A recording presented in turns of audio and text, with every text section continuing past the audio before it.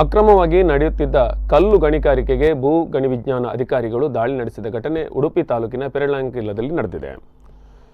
ಇಲ್ಲಿನ ಅಂಗರ್ಕಟ್ಟೆ ಎಂಬಲ್ಲಿ ಅಕ್ರಮ ಗಣಿಗಾರಿಕೆ ನಡೀತಾ ಇತ್ತು. ಈ ಬಗ್ಗೆ ಖಚಿತ ಮಾಹಿತಿಯನ್ನು ಪಡೆದಂತಹ ಅಧಿಕಾರಿಗಳು ಗಣಿಗಾರಿಕೆಗೆ ಬಳಸಿದ ಪರಿಕರಗಳನ್ನು ಸೀಸ್ ಮಾಡಿದ್ದಾರೆ. ಈ ಅಕ್ರಮ ಗಣಿಗಾರಿಕೆಗೆ ಗ್ರಾಮ ಪಂಚಾಯತ್ ಮಾಜಿ ಅಧ್ಯಕ್ಷರು ಉಪಾಧ್ಯಕ್ಷರ ಕೈವಾಡಿದೆ ಎಂಬ ಆರೋಪ ಕೇಳಿ ಬರ್ತಾ ಇದ್ದು ತನಿಖೆ ಮುಂದುವರಿಸಲಾಗಿದೆ. ಸಾಮಾನ್ಯವಾಗಿ ಉಡುಪಿ ಜಿಲ್ಲೆಯಲ್ಲಿ ಬಹುತೇಕ ಎಲ್ಲ ಕಡೆಗಳಲ್ಲಿ ಕೂಡ ಅಕ್ರಮ ಗಣಿಗಾರಿಕೆ ನಡೀತಾನೆ ಇದೆ.